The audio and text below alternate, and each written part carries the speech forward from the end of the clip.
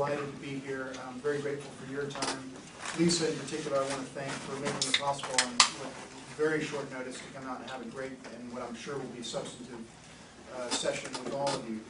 I definitely want to say a few things today, but I'm most interested, frankly, in hearing from all of you because Carl Chan, who's sitting behind you here, who is the Executive Director of the U.S. Advisory Commission on Public Diplomacy, and I, work in Washington. We get the Washington perspective, 24/7, and it's a special treat for us to have the opportunity to come, if you will, outside the Beltway and speak with folks who know public diplomacy and care about public diplomacy as a discipline, as you all do.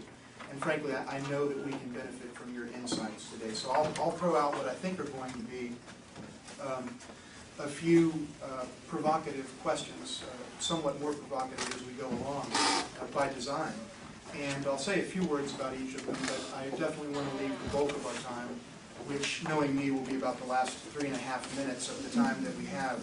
No, but seriously, more than that, so that we can go through and, again, you can share your comments and views. And for my part, if we go a few minutes over the, I think, 1:30 time, I'm happy to stay. I'm respectful of the fact that many of you have classes and other commitments too. Let me just say a couple of words in terms of my background, just so you have a sense for where I'm coming from, sort of literally. I've been in the Foreign Service for 15 years.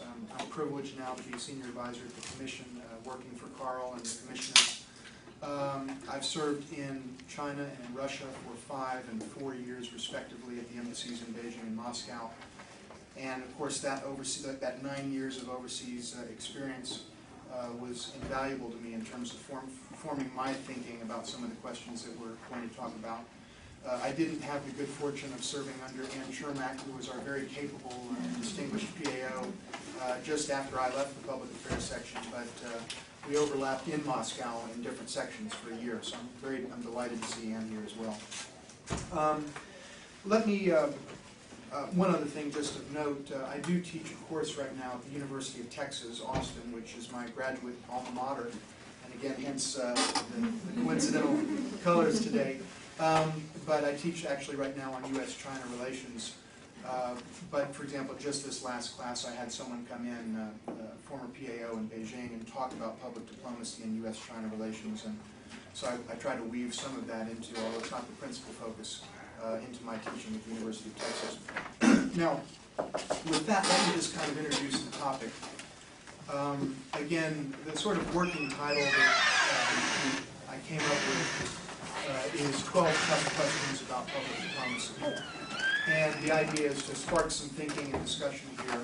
And what I've done is I've come up with, again, 12 questions that are basically in 4 distinct clusters.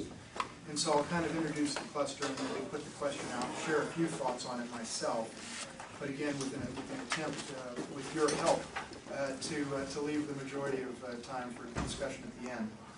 So, with that, what I'd like to do is just sort of start into the questions. And let me talk about essentially, let me kind of lay out the 4 clusters of questions that I want to put out today. Number one, I think there's a couple of questions that revolve around the old phrase, do they hate us?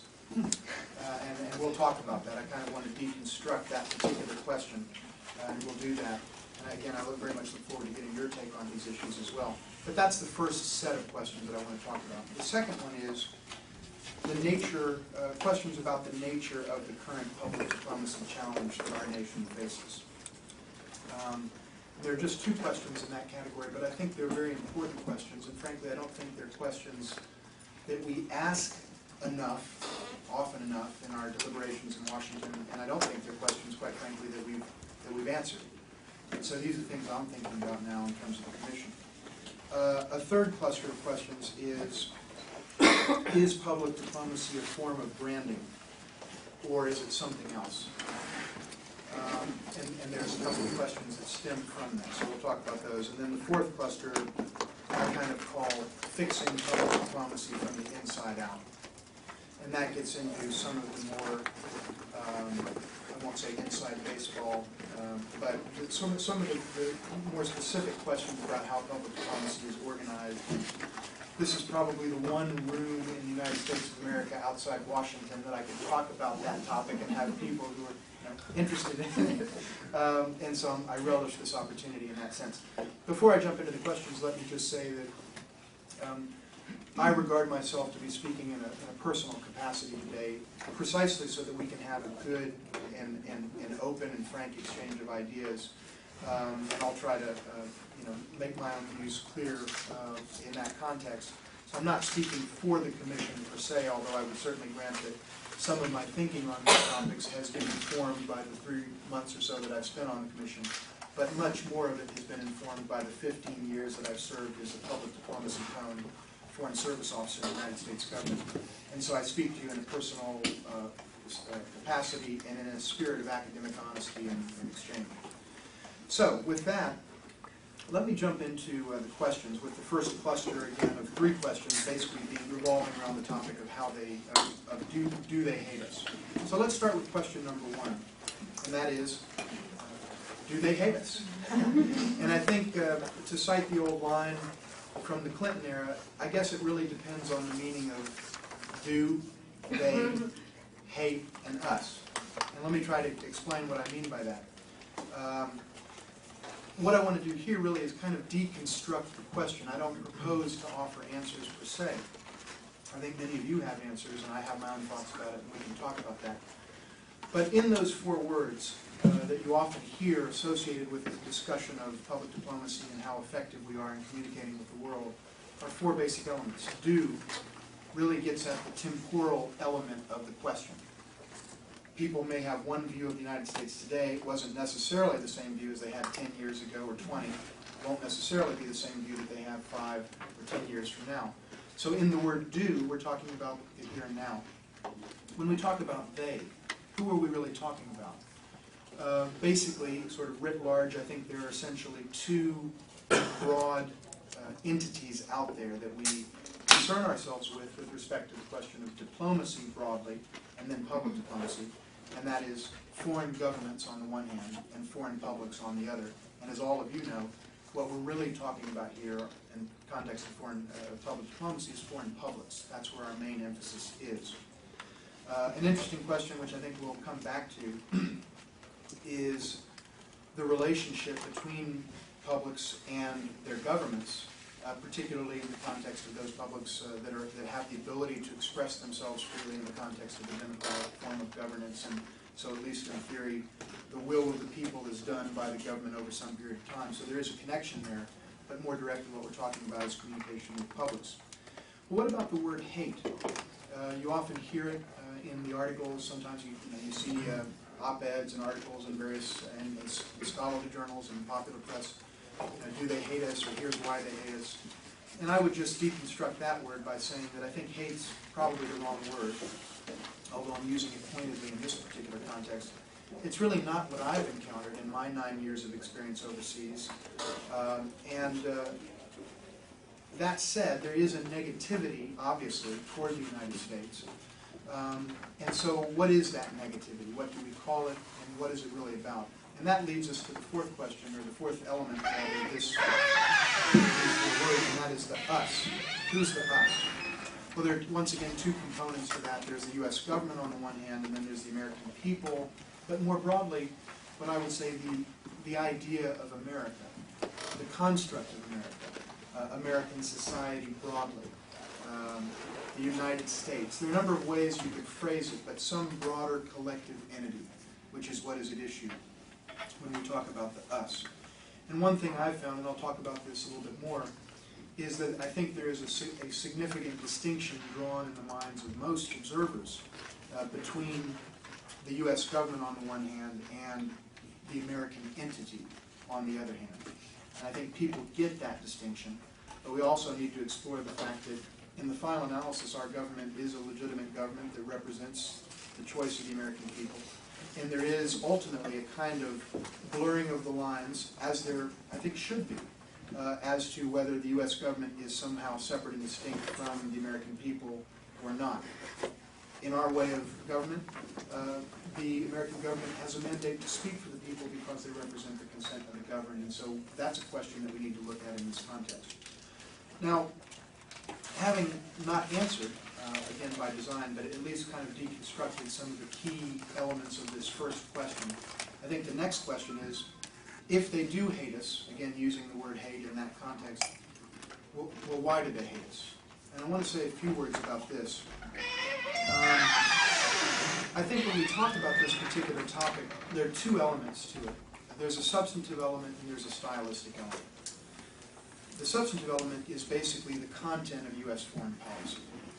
And to a certain degree, one could argue the content, if you will, of American society, the values that we espouse and that we hold dear.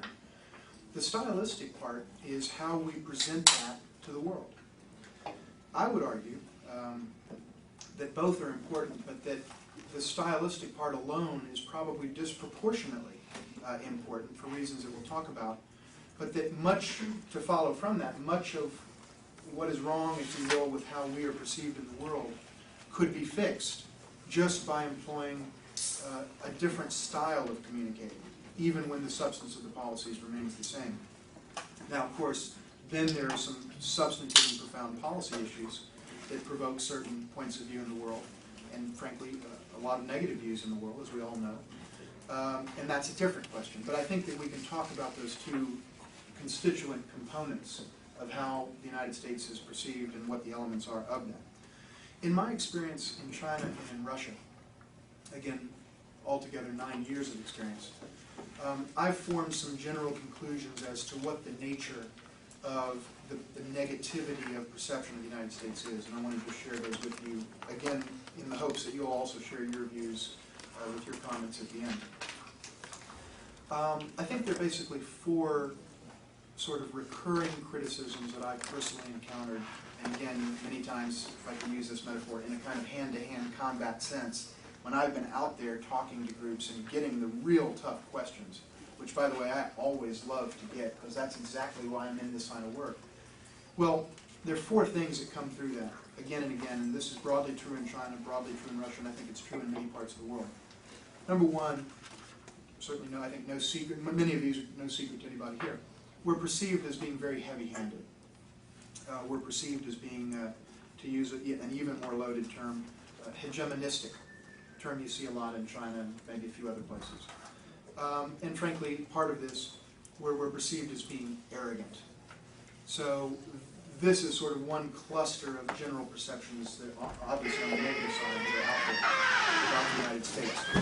A second one is, even as we're heavy-handed, hegemonistic, and so on, we're also inconsistent to the point of being hypocritical in the application of our power and in the application, if you will, of our values. That we do one thing vis-a-vis this country, but we don't do the same thing vis-a-vis this other country. We take one, if you will, principled position vis-a-vis this particular case, but a very different one in a case that in the minds of many might be very analogous in many respects to the first one. So there is a kind of, well, gee, you did this here, why didn't you do it there? Or if this is so important to you in this context, why not in the other? For example, perhaps the most obvious, our nation has spoken out on the question of the importance of freedom, on the question of the, to use the phrase, the non-negotiable demands of human dignity. A very eloquent phrase that this president has used. On the question of the fact that human beings bear the imprint of the maker of heaven and earth. I get goosebumps when I talk about these things. They mean something to me. But if all of that's true, then, well, gee, why are you doing this, or why aren't you doing that? So we open ourselves up to a criticism of inconsistency and hypocrisy. The third basic criticism I've certainly seen firsthand is the notion that the United States really has no moral standing to sit in judgment of others. It's sort of the who died and made you king kind of an argument. We get a lot of that. We do, in fact, judge others. Whether one is for that or against it, we do it. One example, it's by no means the only one, but the example of the human rights reports, which our law requires us to write, the State Department, in reference to about 189 or 190 countries around the world. You've seen these reports. I think they're very valuable tools. I'm all for them myself. But there's no question but that there are countries in the world that look at these reports and the many other reports and pronouncements and so forth and say, what makes you think you have any kind of authority to sit in judgment of me? And so we get that criticism around the world. And finally, maybe not finally, but this, what I would regard as sort of the fourth, for purposes here, the final cluster of kinds of criticism of the United States is that notwithstanding all the high talk about the maker of heaven and earth and non-negotiable demands of human dignity and so on, the fact is, according to this criticism, we're actually quite consumed with our own interests. So we talk in a lofty and high-minded way, but when you really get right down to it, so the criticism goes, really it's all about oil. Really it's all about the crass, cold, Kissingerian interests of the United States. Now, my basic take on that is that's probably the least damning criticism of the four broad categories that I've mentioned, because in the final analysis, I mean, I learned it when I was studying international relations at Georgetown. I mean, that's what countries do. They act in their interests. If you have a government that's not advancing the interests of the nation that it serves, then frankly, it ought to get booted out in the next election. So I don't necessarily regard that as quite the criticism that it is sometimes intended to be, but it's out there. Now what I want to say in reference to these 4 points is that Iraq has crystallized and brought together in a kind of perfect storm all of these basic criticisms of American policy. Now, whether one is for or against the war is irrelevant to this point that I'm making. The fact is, certainly in the minds of our critics, certainly in the minds of foreign publics all across the globe, and we all know this to be true because of the extensive foreign polling data that we've all seen, the fact is, in the minds of people all across the world, Iraq has crystallized and brought together just about all of these criticisms. The so-called heavy-handedness, the hegemony, the arrogance of power, the inconsistency and hypocrisy, the lack of moral standing, and the consumption with our own interests. And by the way, even in our discussion prior to the war, as a nation, of why we were going into Iraq, we made it clear that we regarded it as being in our interest to do so. So, I mean, we are on the record on that point. And then others look at what we've done and the sort of perceived gap between what we were trying to do and what we did, and also make other criticisms. So whether one's for or against it, we have to recognize this has clearly produced a backlash, if you will, in world opinion. And obviously, a central element of what we're trying to do in terms of public diplomacy is to deal with that. That's one of the things that we're supposed to do. I would just add one point that I think is very important here, and that is, for those of you who have studied political communication, as I have, and I've taught it as well in courses that I've taught before, one thing that you learn from a study of political communication is that it's very difficult to change someone's mind.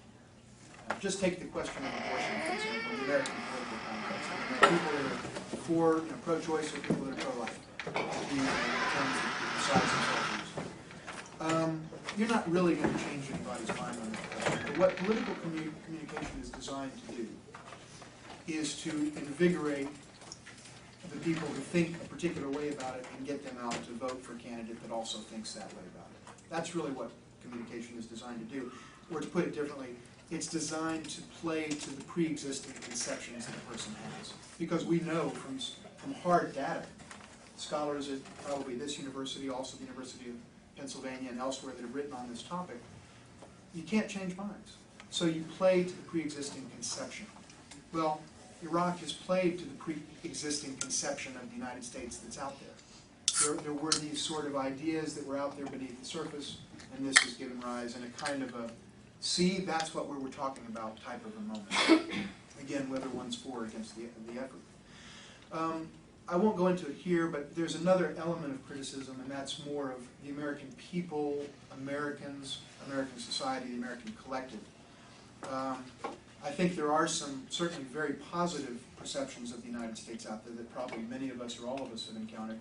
There are also some negative ones, and they include things like a perception that sometimes Americans as individuals can be arrogant or egotistical, that sometimes, frankly, we can be shallow, that we're materialistic, Some of these kinds of things. Sometimes that we're impatient as people, that we don't have the kind of patience to see things through and so forth. So there are some criticisms of American society that are out there that I've encountered as well. And that's really what we're up against. And that goes to the question of, well, if people have negative views of us, I think these are some of the views, and to a certain degree, some of the reasons in terms of things that we as a nation have done and ways that we're perceived as individuals. These are some of the contributing factors. One doesn't have to embrace those criticisms and say that you think that they're accurate, but we have to be aware of them if we're going to try to do anything to engage and change those perceptions. The last question, question number 3 in this first cluster is, well, if they hate us, does it matter?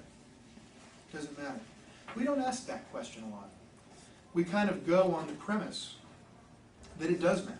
That's why we spend getting close to $1 billion a year on public diplomacy, which, by the way, is, as you probably all know, 1/500th of the Pentagon budget and 0.1% of the national statecraft budget, which is approximately $1 trillion when you add it all up, diplomacy, intelligence, military, and economic, and the other factors. So we're about 0.1% of our budget for statecraft goes to public diplomacy. But nonetheless, it's money, and it's predicated on the idea that it does matter. But I ask the question, does it matter? And I don't try to answer that question necessarily. I hope that we'll all talk about it. But let me just throw out an idea. Let's say you've got 75% of the foreign public that doesn't agree with us on Iraq or on Iran or on any other policy matter, Kyoto Protocol, or anything else that might be in the news. Well, is it necessarily a problem that they don't agree with us? And the question that I pose for all of us is, well, 75% of Americans don't agree with our policy in Iraq. Is that a problem? And the answer is no. People are free to have their points of view, and it's perfectly fine to do so. Well, then why is it a problem if people in Mexico, China, Russia, or anywhere else take the same view that the great majority of our own people take, according to polls on the subject? So is it inherently a problem? Let's explore that. Let's talk about that question. And clearly, the answer to that question then goes very fundamentally to the question of, well, gee, if it's not important, why are we doing this stuff? And if it is important, let's articulate why it's important, and that may help us focus our thinking and our actions a little bit more sharply. So those are the questions that I put out there on this topic. Just on the last question, I would just note, many of you may have seen a study that came out a week or two ago by a group called Business for Diplomatic Action. And they actually go further than any other study that I've seen recently. And as we all know, there are literally scores of studies on public diplomacy in recent years alone. But this study went further than any of the others in trying to actually quantify in a dollars and economic sense what the cost of bad vibes about America are. You know, people perceive us negatively. Here's what it means for business. Now, number one, I applaud them for trying to do that. Number two, they also specifically said at several points in that one section, by the way, having raised it, we also recognize we can't really quantify it, so it is hard to put the pen down, but they nonetheless at least kind of made an effort to say there is an economic cost to anti-Americanism, and that's something, therefore, that we should be concerned about. Anyway, these are the kinds of questions that revolve around the notion of, quote-unquote, do they hate us? Second cluster, and this becomes a little bit more, I think even more intellectual, if you will.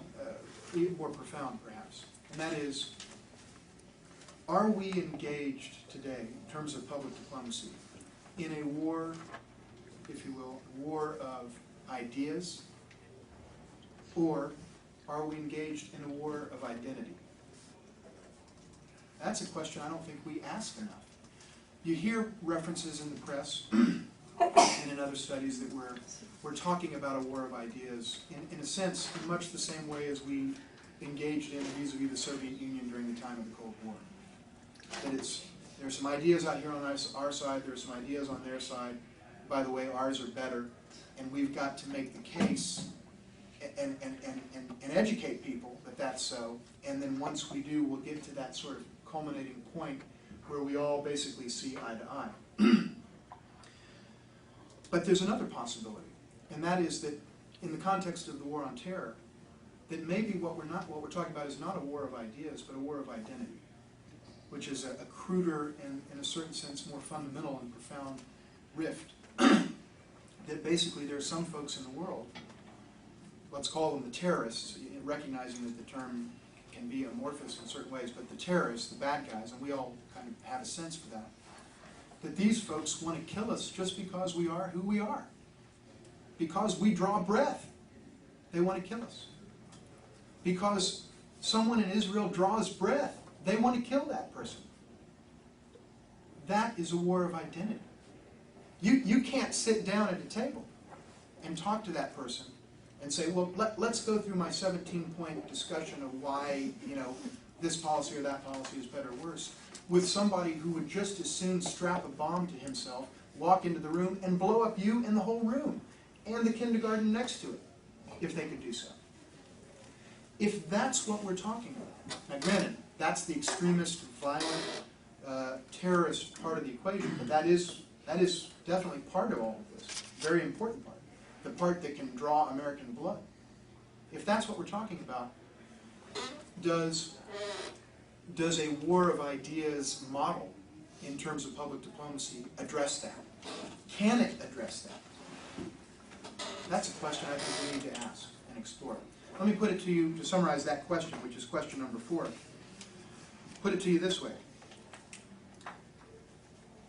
If you look at the premise of public diplomacy as kind of, to use an academic article to kind of summarize it, an end of history idea, an end of history, Francis Fukuyama, enterprise.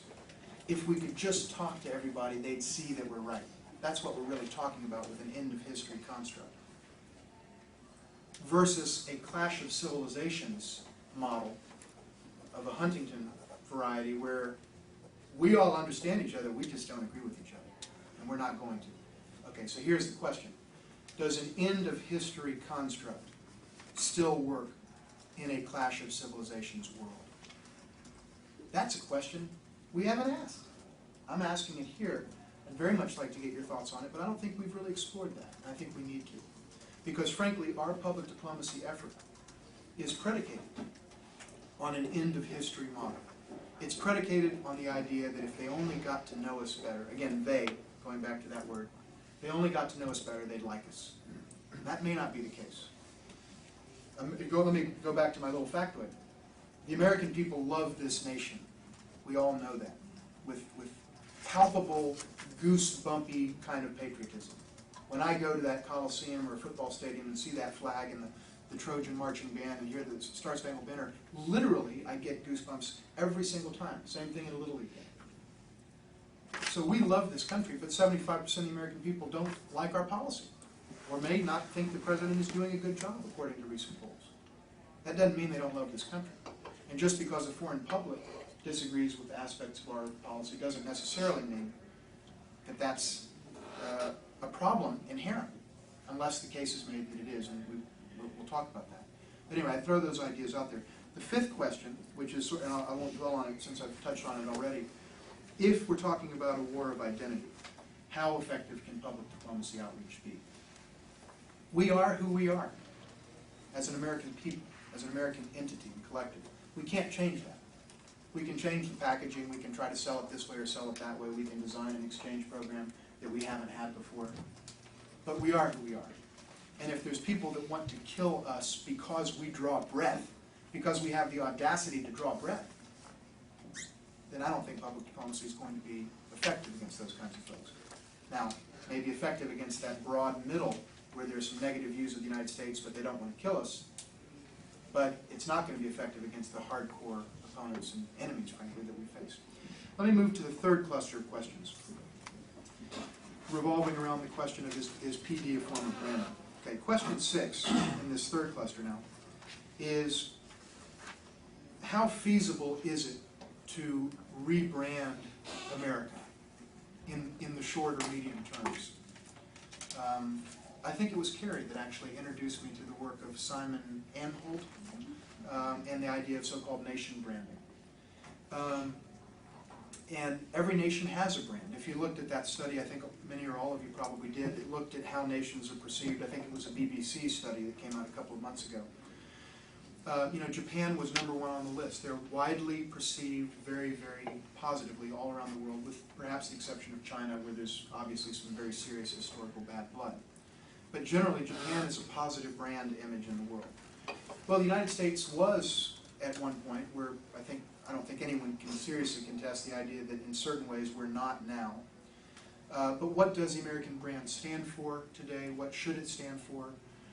And in a sense, how quickly can you get a turnaround, even if you really put the effort, the energy, the money, the thought into it? And by the way, those are big questions, because we obviously don't put the resources into it that many of us would like to see, including Undersecretary Hughes and others. But even if you did, how can you turn around a nation's brand in any kind of short period of time? This leads to question 7.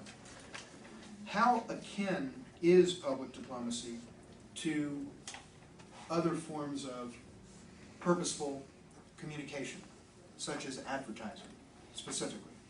Or, and I keep coming back to this, political communication. Dr. James Billington, who is the Librarian of Congress, recently addressed the Commission at our September 12th meeting in Washington. And among other comments that he made, and again, this is one of the premier intellectuals in the United States of America, probably the premier Russia scholar, bar none, and someone who has, practically every utterance from his mouth is like a grand, big idea that, like, why didn't I thought for 10 years and I couldn't think of that. Well, he made a very straightforward point. He said, selling America is not like selling soap. And so, is there a link between public diplomacy and advertising? If there is, to what degree is there a link? Should there be a link? That's a question I think that we need to systematically look at in a way that I don't think we have. Perhaps more to the point, to what degree is public diplomacy, again, part of the same question, related to its cousin field of political communication? And what would be the implications of that? Political communication, again, there's a number of things about political communication that we know from hard scientific and social scientific studies of how people communicate and what works and what doesn't. For example, just to throw out some ideas, we know that in political communication, going negative works. We know that. That's an established truth in the field of political communication. Yes, it can depress voter turnout. There's many studies that document that. But it works. It makes your opponent look worse than you do when you do it. And you tend to get more votes, and you have a better chance of winning if you do it. And believe me, if you just even saw the ads that I saw just for the Virginia House of Delegates and Virginia Senate out in Fairfax, Virginia, they get that, because that's all it was, even for state delegate and state senate. And it's true, as we all know, at other levels. Well, should we look at that as something that if we know it works, if there's many books, many scholarly articles, much documentation that establishes that, is that something we should look at for public diplomacy? To essentially go negative, or if I can use a phrase that I coined in a conference in Washington, to go swift boat on the bad guys, and basically just tear them down. Because again, that kind of communication, as ugly as we might think it is, actually is very effective, at least in the domestic context. But we haven't explored that question. I'm not necessarily advocating that we go that route, but we haven't really looked at this in a critical way. And this is something that we have to look at. One other point to be made here, and this is something that I've been thinking about a lot for quite a few years, and I've recently crystallized it in terms of articulating it. But if you look at public diplomacy as compared with advertising and as compared with political communication, there's a core difference, a profound and core difference in public diplomacy on the one hand and the other fields on the other. And that is, in public diplomacy, there is no culminating act. Okay? In advertising, the purpose of the communication is to get somebody off their fat duff and into the store to purchase something. That is the goal of advertising. And by the way, probably you're hitting on those people that are inclined to buy that product anyway, because you're not really going to change minds. We've talked about that. But you're getting that person to get out and go buy something that they might have already been inclined to purchase or use. That's what advertising theory is. We spend countless billions of dollars on this industry. We invented this industry in this country, since the term. But that culminating act is going out and buying something. In politics, the culminating act is going and getting off your fat duff and walking across the street to the elementary school and casting a ballot, which unfortunately not all of us do. We're complacent as a nation. And not all of us get up every time. Certainly for the local elections, about half of us get up, or maybe a little bit more, to go vote for president every 4 years. But you can measure the impact of communication in a bottom line sense. Either you win or you lose. Either you have one more vote than your opponent or you don't. There's an act that you're trying to drive that individual to engage in, and that is to go out and vote and to put a check by the box next to your name, and not the other person's name. What is the culminating act in public diplomacy? Now that is a rhetorical question. There is none. There isn't a one thing that the person does. And what does that mean? It means that we don't ever really know how we even define success, let alone the question of whether we've succeeded or not. Because we don't have a hard baseline and bottom line to measure our efforts against. In politics you do, in advertising you do. You either make the numbers, you either win the election, or you don't. In public diplomacy, let's say I change somebody's mind, to use that old phrase, I don't know if it was Murrow or someone else, okay, you don't see a light bulb go off when they get it that, hey, consent of the governed is a pretty good idea, we ought to use it here in China or some other place. So you don't know that. And secondly, and we'll talk about this more in a minute, even if that light bulb goes off, even if I can, as a communicator, I can look into the eyes of the person and really see that in that rare and precious thing in the field of communication, I've actually made a difference. I've actually got through to this person. Let's grant that I've done that. How does that translate into something that can be measured in terms of the cold national interests of the United States of America? Does it? So that's another question. We'll talk about measurement in a second. But the idea of there not being a culminating act in public diplomacy is one clear difference that we see between this field and other forms of ostensibly purposeful communication. The last question in this section, this third cluster, question 8, to what degree is PD public diplomacy, or should public diplomacy be an end unto itself? And this is a profound question that goes to how we organize our efforts and what we're really trying to do. Is public diplomacy some sort of standalone notion? That there are public diplomacy objectives just like there are economic objectives, just like there are political objectives. Like country X, we want it to vote for us or with us in the United Nations, that's a political objective. We want country X to stop stealing our intellectual property, that's a specific economic objective with a dollar cost associated with it. And we want 76% of the people to like us. That might be, in some hypothetical sense, a public diplomacy objective. Now the question is, should it be a standalone objective? Or in fact, is public diplomacy part and parcel of all the other objectives? And if it's part and parcel of the other objectives, then why have a separate public diplomacy apparatus within the State Department when in fact it's in the service of broader political or economic goals? I'm not trying to answer these questions, but I'm saying we need to be asking these questions. And frankly, not enough of us do, in my opinion, my personal opinion, in Washington. And that's because folks are so busy doing what they do that we don't have the luxury, although those of us involved in the commission do have the luxury, to step back and sort of ask these kinds of questions, but it's in that sense that I raise it.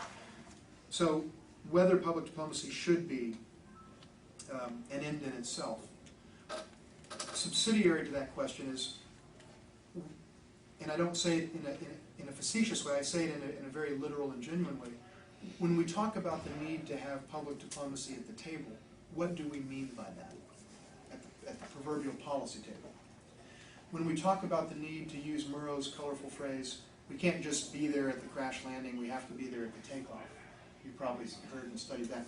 What do we mean when we say that? We all have heard that phrase. I've said it 100 times in my career in various contexts, probably.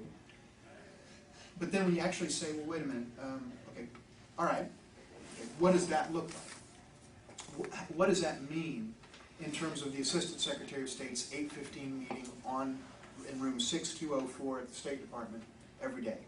What does that mean? When public diplomacy is at the table, what is happening there? What discussion is occurring there? And to what degree are those public diplomacy considerations influencing the decision-making about policy? I don't think we've delved into that question. I think we need to delve into that question.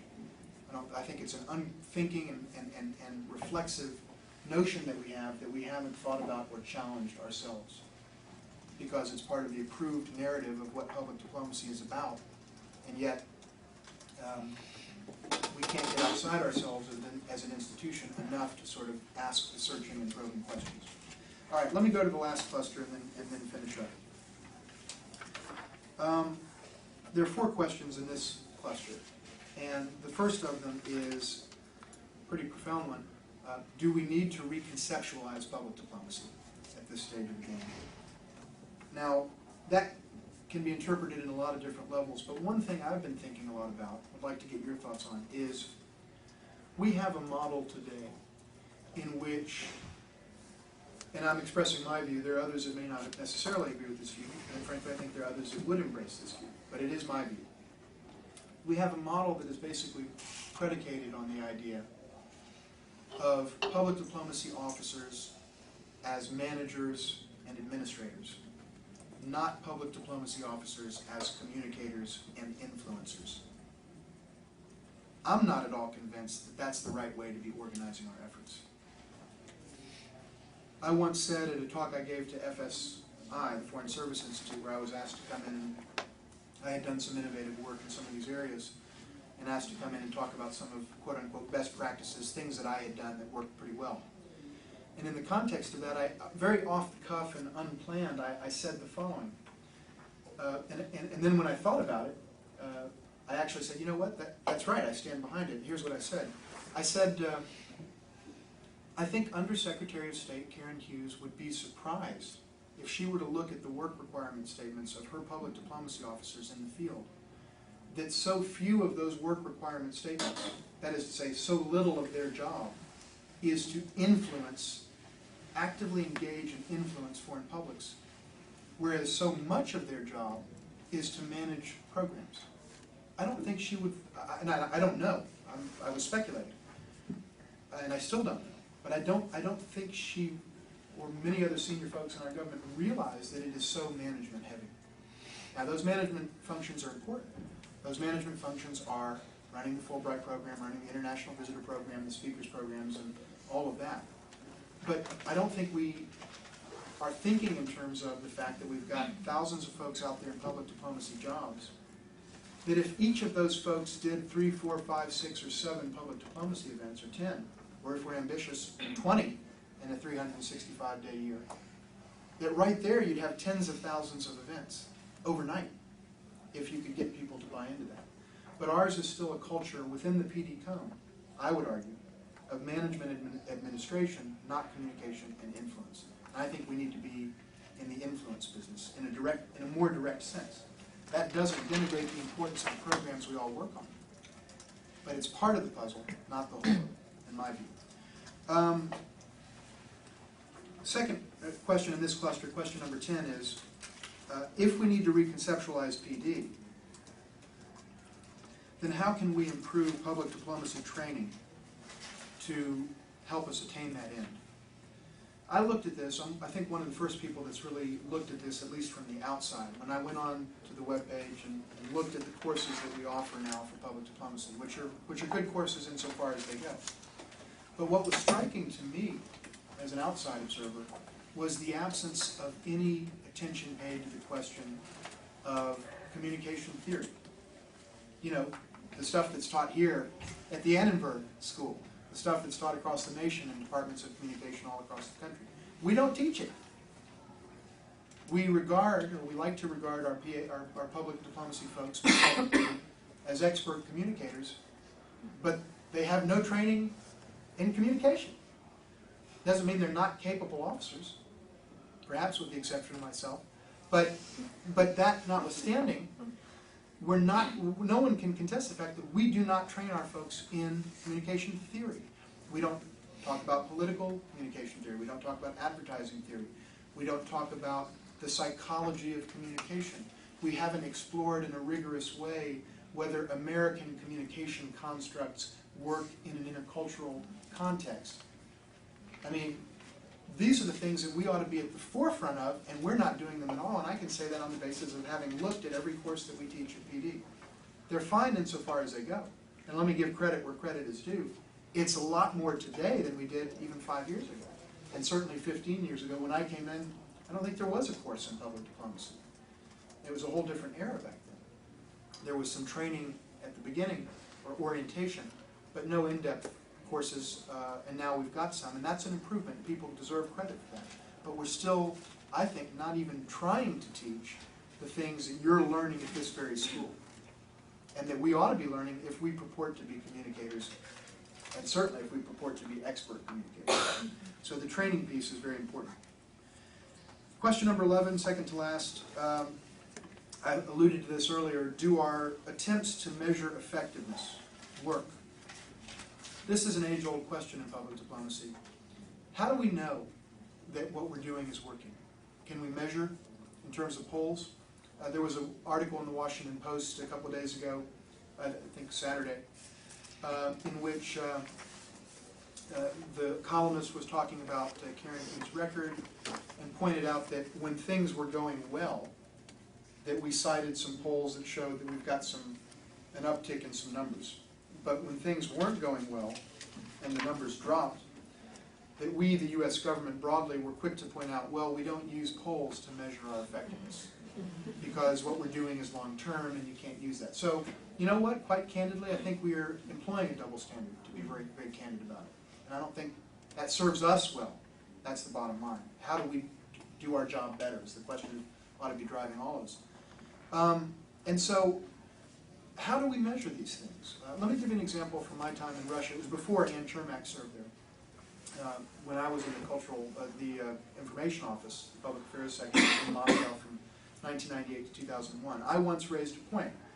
And frankly, it was a point that some agreed with and some disagreed with. We had a very vigorous discussion about it at a country conference for public diplomacy.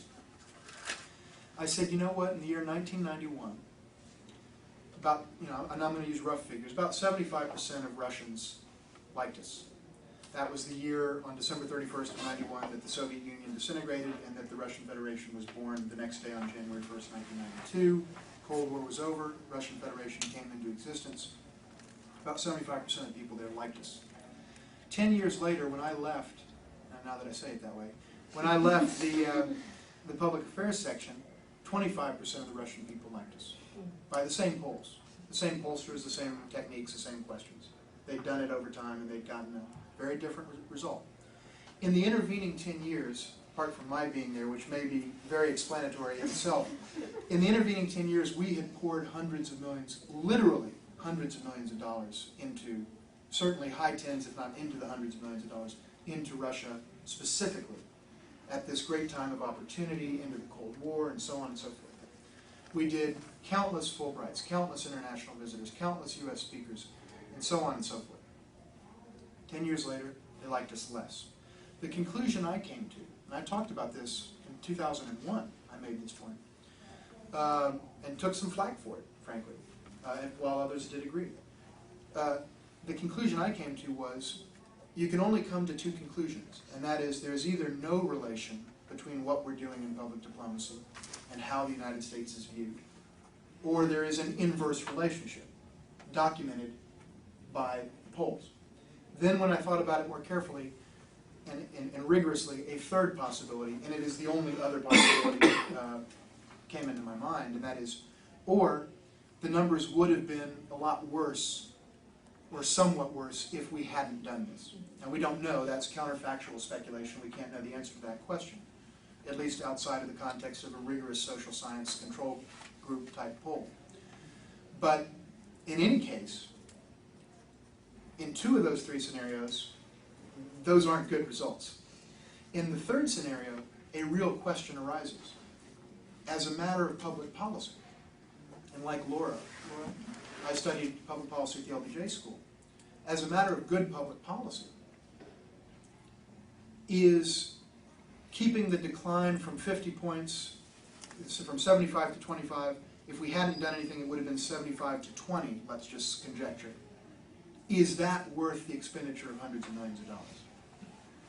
That's a question I think we need to ask.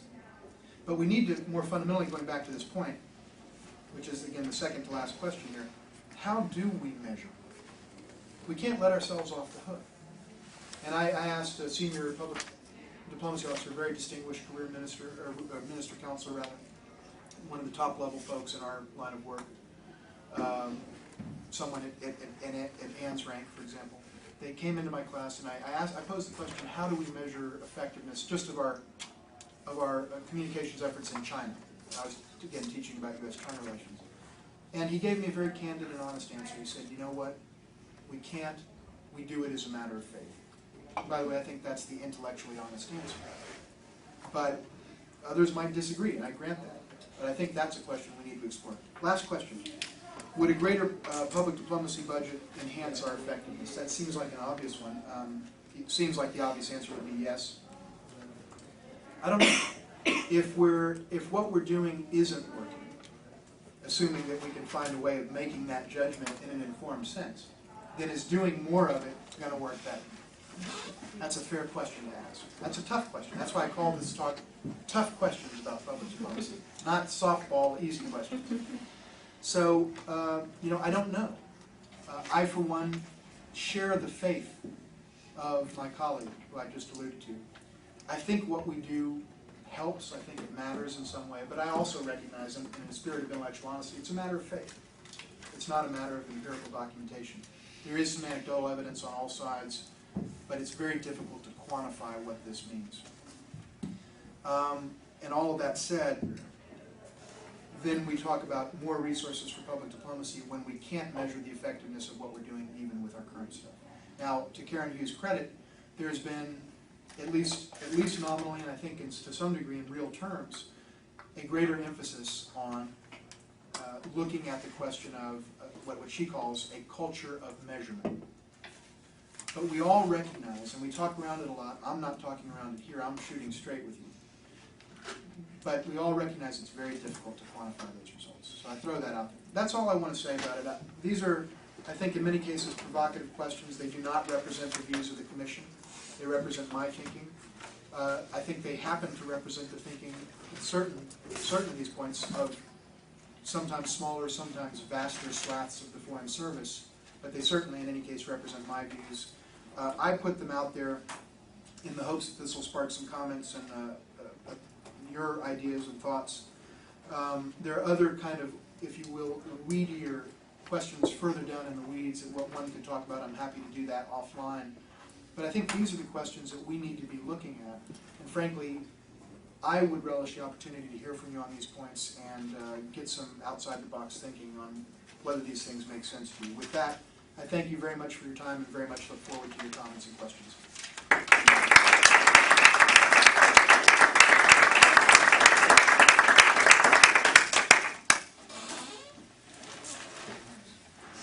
Well, thank you, David. That was fantastic. So now I'd like to open up the floor, so if anyone has any questions, please raise your hand. Yes, ma'am. I guess my biggest concern sort of as we go through these questions is you begin with do they hate us, and then later we sort of, who they is becomes very muddled because sometimes we talk about they being the global population and sometimes they being the terrorists.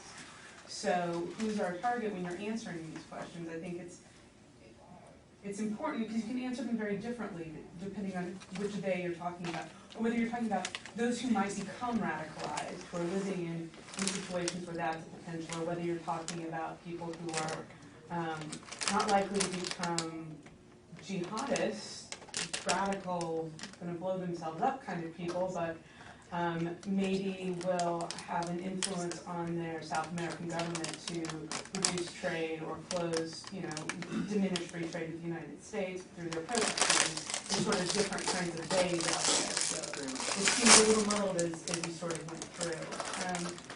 And then I guess another thing that sort of came up in my thinking is when you talk about kind of brand USA, or you talk about kind of the role that PD can play, or you talk about how do we spend our money, or how do we measure it, all these, it's sort of like talking about PD as something, like we spend our money on PD to do this one thing. I think that's sort of like talking about Defense Department. They do defense.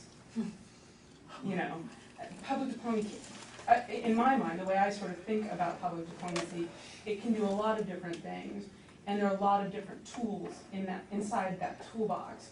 And you can, and so you can talk about specific tools being advertising or exchanges or policy, being there at the takeoff. But if we're going to talk about PD broadly, it becomes a little more difficult to talk about specific functions. So those are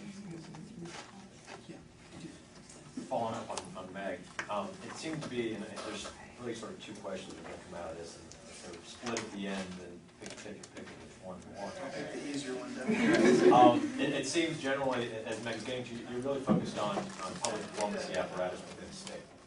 And what we have is a real holistic problem. And when you harken back to one of the things, actually you didn't really get to it, I mentioned it briefly, when we look at the Cold War, the beginning of the Cold War, not after détente, but the beginning of the Cold War, when we had an enemy that was all around us. We had a psychological struggle, using Eisenhower's words, for the minds and wills of people, of men.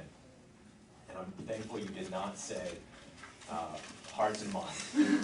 But you did hearken to it frequently when you're talking, especially at the beginning as you led off with hate, which is an emotion. Hearts and minds, hearts is emotion, you still get to it. And with the struggle of minds and wills, it's a gray area. You don't care if somebody loves you or not.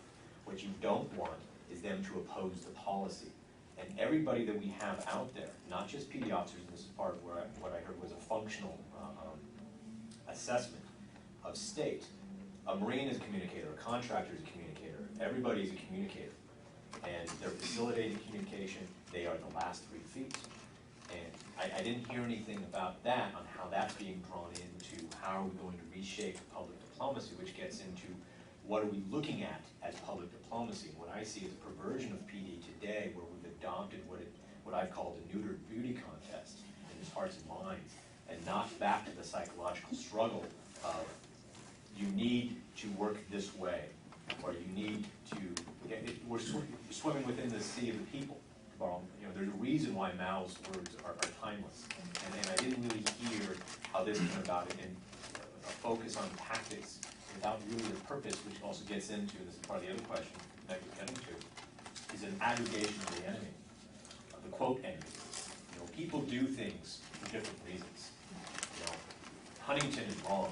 He's focused on certain people, and all of a sudden he extrapolates to a world. And if you look at Iraq, for example, you have nationalist insurgents, you have religious insurgents, and even the religious guys.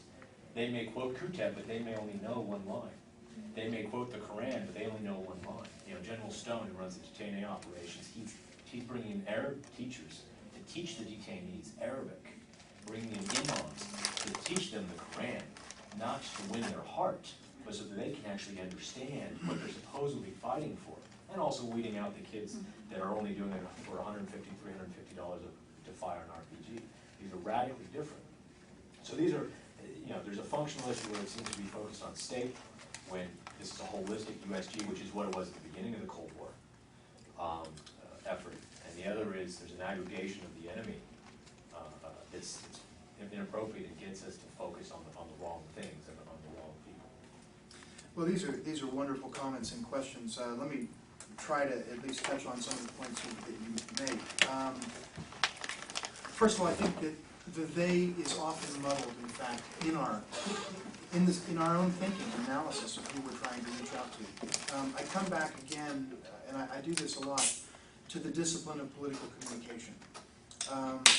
When someone is running for city council or dog catcher or president, they are paying someone an awful lot of money to be looking at how you micro-target folks with messages that work for them.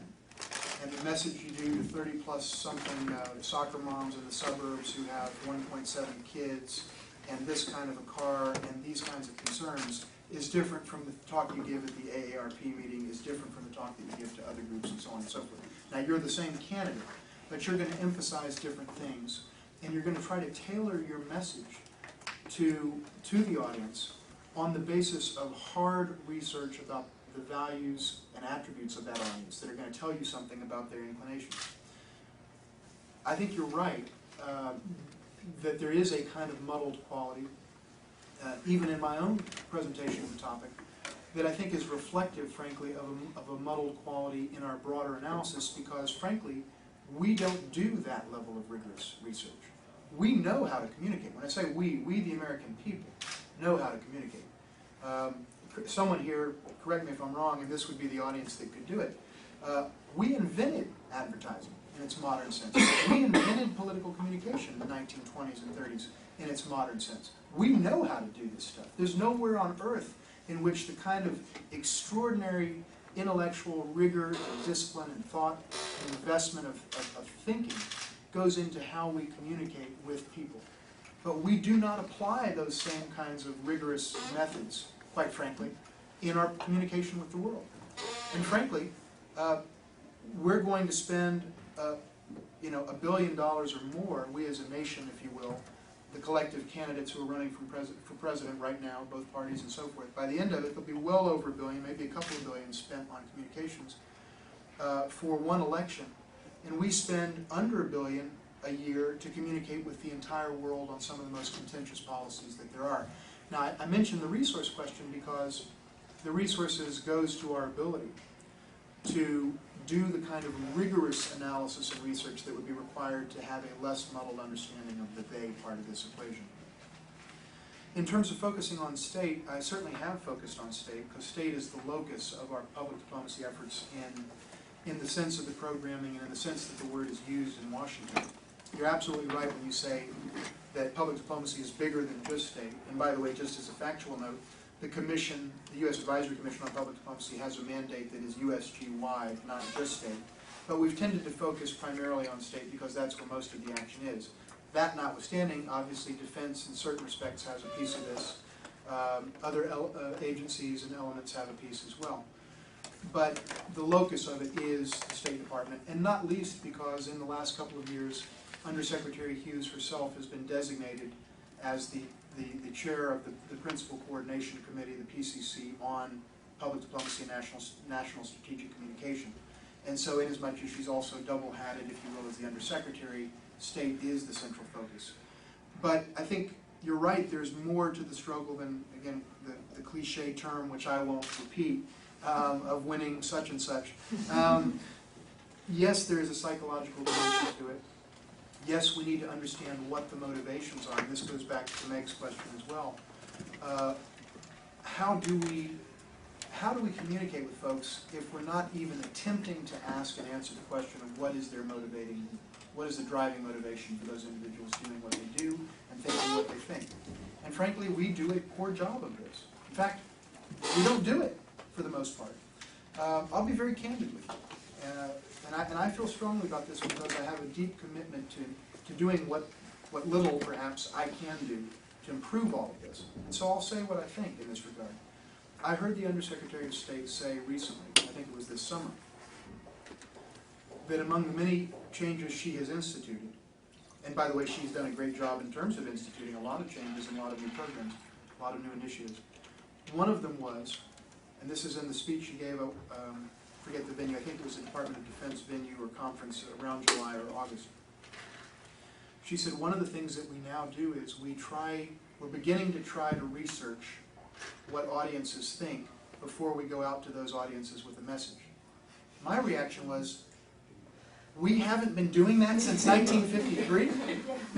I mean, Karen Hughes is an extraordinarily adept communicator. We all understand that. She's the best in the business at what she does. And it took her to get us to do something that we should have been doing 60 years ago. And that's astounding. But even so, we're only just now starting to do it, and frankly, we're not quite. And various reports, whether the GAO, I'm talking U.S. government reports, outside commissions, have pointed out, and I've pointed out for 10 years in meetings that I've had internally, that we don't use research and public opinion analysis in the way that we ought to focus in. And going directly to the question of some insurgents are motivated by this, others are motivated by that, we do aggregate, you're right. And that's the state of what's happening at present, and we need to do a better job of disaggregating and micro-focusing on who we're looking at with messages that work for those individuals. And that takes us into a different level of communication that frankly we're not doing, and in a certain sense bureaucratically we're not even equipped to do right now. And the individual that can come in, and maybe Undersecretary Hughes has been this individual, will know in the future as we look forward. Maybe it'll be her successor. Whoever can bring that in, institutionalize it, and make it possible for us to communicate as if there were a bottom line, that person's going to go down as a great undersecretary. Today, my contention is we communicate as if there were not a bottom line. And that's where the muddledness comes from. And that's where the aggregation that you rightly point out comes from. And we need to do a better job. Sir, and then I'll go back to the... Yeah, we have about 5 minutes left before we lose the room. So Okay. Just a couple quick things. One, I think your question about war of ideas versus war of identity, it's very provocative. I think it's very important. And I know that you said I think you said it's one of those things that you're considering, you're thinking about as you think forward about this. I would offer one. My immediate reaction is that there's much less difference there than I think the typical American response might be. I think that it's very, you can sort of, you feel a lot safer by saying, well, there's this big difference, and look, it's a war of identity, and look, they hate us if we spend billions of dollars, and I think, I don't know the difference, I don't know the answer to that question. I'm glad you're asking it, but I think just with that word of caution, I think there's a real danger there of saying, look, I think there's a real link, first of all, between the two. I think that in a lot of ways we are in terms of identity, how others identify us because of our ideas, because of our actions, because of those sort of things. So again, I think it's a great question, but I think it's an interesting one, perhaps a dangerous one. Yeah. In terms of your culminating act question, I thought that was another important question to bring up, and Meg and Matt's question sort of teed it up nicely. One of the reasons I think you give the example of political communication, advertising in terms of a very tangible, culminating act. And I think the reason why we sort of say, look, we can't find a culminating act at all of public diplomacy or other sort of communication efforts like that is because it's this giant effort of, is public diplomacy working? And I think one of the things that would be helpful is to look at, not just this giant, is it working, is it not, do they hate us, do they not, but with much better coordination with other foreign policy, U.S. national security objectives, it's a lot easier to figure out, has it worked, has it not. It's not, you cannot walk around to every single young child, for instance, in Afghanistan. Okay, you believe this yesterday, you believe this tomorrow. You can't do that. However, the United States has other foreign policy goals, national security goals, economic goals around the world, and that public diplomacy, in theory, is supposed to be helping each one of those along.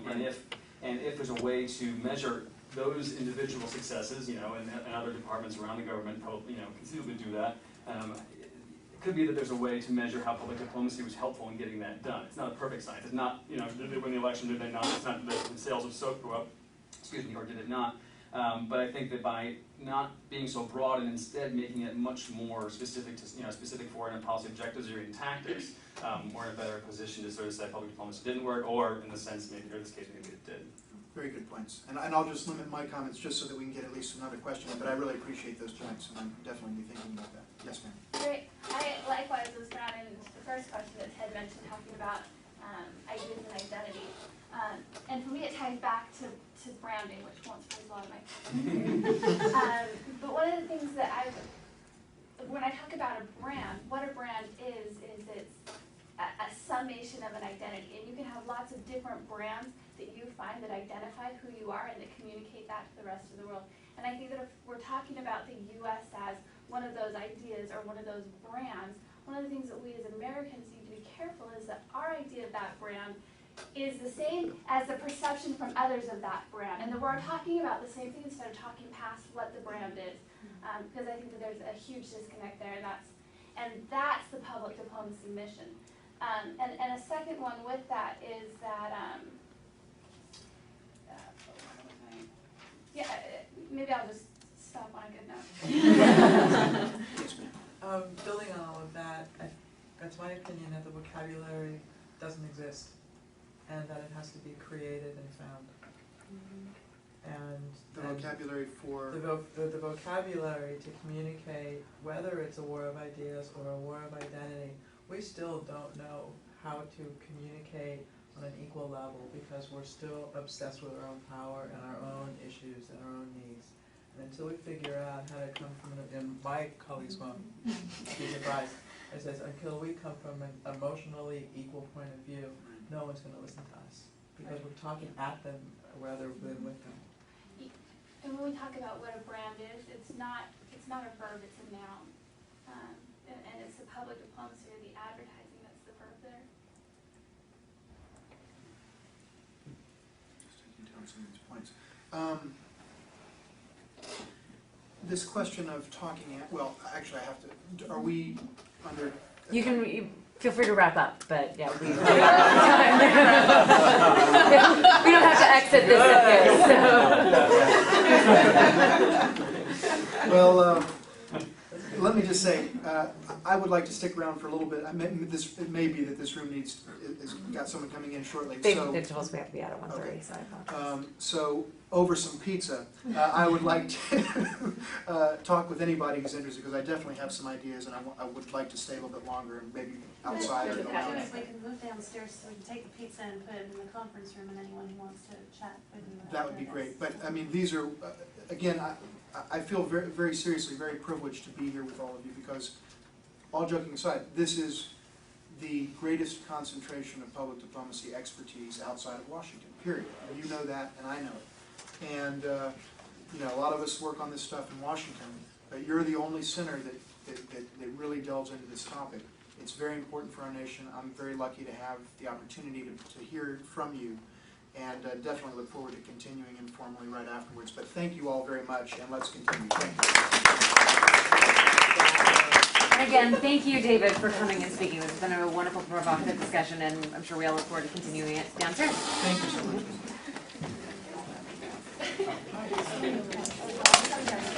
Okay, what's up with you, man? Hey, what's up with you?